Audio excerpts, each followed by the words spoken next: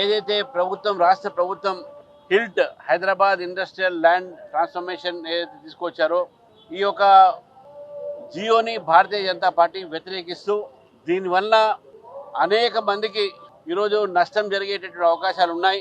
అంతేకాకుండా land conversions పేరు మీద హిల్ట్ అనేటటువంటి ఒక జియో ద్వారా హైదరాబాద్ నగరంలో ఉన్నటువంటి ఒక ఏవైతే ఇండస్ట్రీస్కు ఆ రోజు కేటాయించే భూములు ఉన్నాయో అది రియల్ ఎస్టేట్లో ఒక సంస్థలకు దారాదత్తం చేసేటటువంటి ఒక ప్రయత్నం.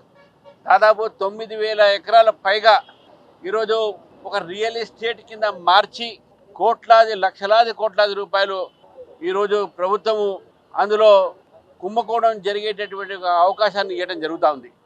ఈ సందర్భంగా హిల్ట్ అనేటటువంటి పాలసీ ఏది ఉందో దీని ద్వారా ప్రభుత్వం ఒక ఖజానా నింపడానికి చేస్తున్నటువంటి ఒక నేపథ్యంలో ఈ భూములన్నీ కూడా అనేక సంవత్సరాల క్రితము ఇండస్ట్రీస్కి అలాట్ అయినాయి. అప్పుడు ఉన్నటువంటి ఒక ధర ఇప్పుడు ఉన్నటువంటి ధరని మీరు కంపేర్ చేసుకున్నా కూడా బుక్ వాల్యూ సబ్ రిజిస్ట్రార్ ఆఫీస్లో ఉన్నటువంటి ఒక ఏదైతే రేట్స్ ఉన్నాయో అది మార్కెట్ రేట్ కన్నా చాలా తక్కువగా ఉంటుంది.